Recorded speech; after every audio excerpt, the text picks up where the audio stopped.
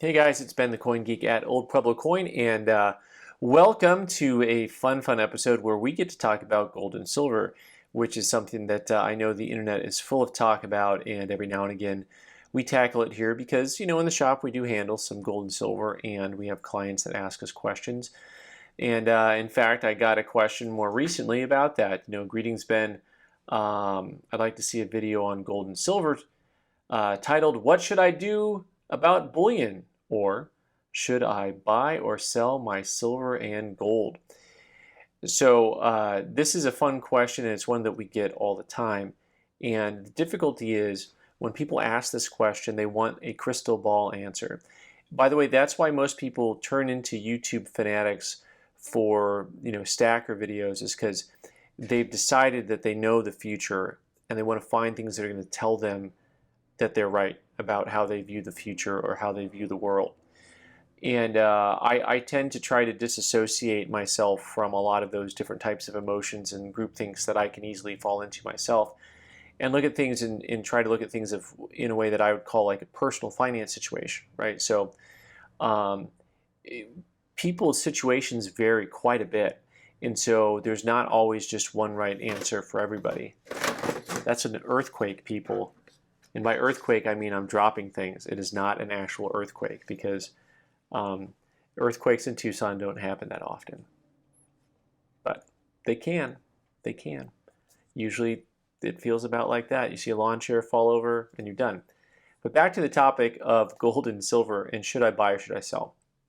So my number one answer for people is to have a plan. And that is to say, if you don't have a plan, either in the very near term, like immediately, for what you want to do with the gold or silver, then generally I don't teach people to try to time the market. I tell them, if you've got a bunch of gold and silver and you've decided that you have something else that you want to do. And now bear in mind, a lot of you who are very bullish on metals just say, well, you always buy, you always buy, you always buy. I understand, like, my perception is that it's good to accumulate slowly over time and amass something. That's a good way to do things. So in a way, I'm in your camp, but also there comes a point in someone's life when, depending on their life circumstances, do you want to have this stuff still sitting around? Are you elderly? Have you decided, you know what, I have other assets somewhere else that I'm very comfortable with. This is something that's bothering me. I need to move this on. I need to turn it into something different that's easier for me to transact to a family member or loved one. There's a lot of different ways that this can go for somebody. The answer to this person's question, Michael, he says, if I do this with metal prices up, what do? I sell and I have all these shaky dollar bills. Well, Michael doesn't have a plan to buy something, it sounds like to me, because he doesn't want to have the dollar bills, right? The money.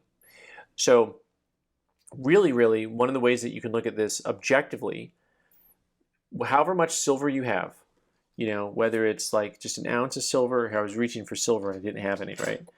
Whether it's a 2-ounce Queen's Beast, it's a little bit more collectible, right?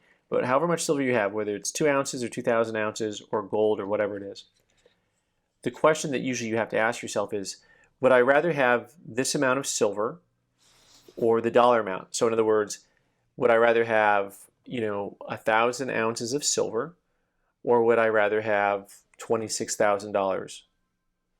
Which one would I rather have? And usually you answer that question by understanding, do I have something else to do with the money? Which gets me back to my first comment, right?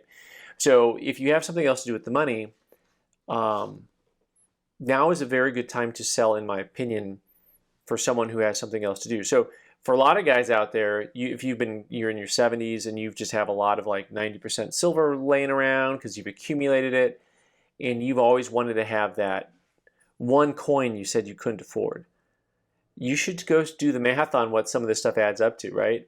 I mean, gold is at $2,000 an ounce, right? So it's finally cracked that, and it's held for a whole week, so people are feeling like this is the real deal, right?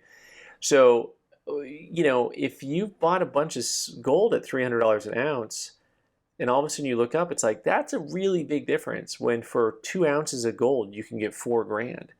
Like that's a decent amount of money you can actually buy a really rare coin with, or something else that's more of a priority for you and your family, right? So to recap, my general opinion of metals is that it's the type of thing that you buy over time and accumulate because it's a savings account or an emergency fund of sorts. It's a place to kind of squirrel money, so to speak, right? A little bit of diversification, but it's more of an inheritance and something that if you put it aside, you can just leave it there, right? You just pretend it doesn't exist. And that's kind of how I view it. I don't view it as the end of the world and that everyone is going to get rich quick by buying metals. That's not how I view the world, okay? So that's the general philosophy, is it's good to have some assets in gold and silver and buy and accumulate over time. If the average guy buys an ounce of silver every paycheck over his lifetime, he's going to be glad that he did. That's the idea here. It's not really a math thing. It's a person thing. It's a personal finance thing. It's the type of thing you're stopping yourself from buying that certain amount of money, ounce of silver, 20 bucks, 30 bucks, whatever price it is, put it aside. And so the people who've done that for a lifetime, they're glad they did, and it's affordable, right? That's kind of one of my philosophies. It's different than the end of the world philosophies.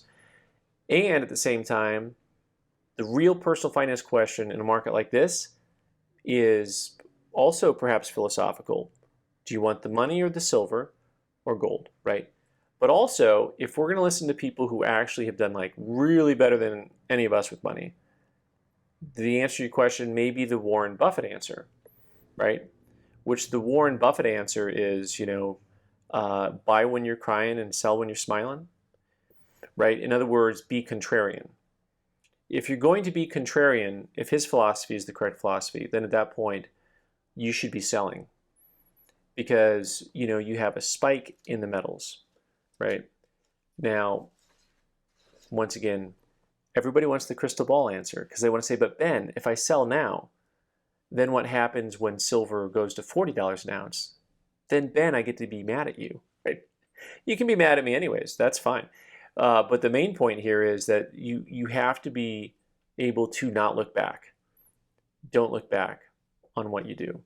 Just in life in general, that's just not playing the regrets game, because the price is going to be more, the price will be less. I think that gold and silver both will go up and down from where they're at currently.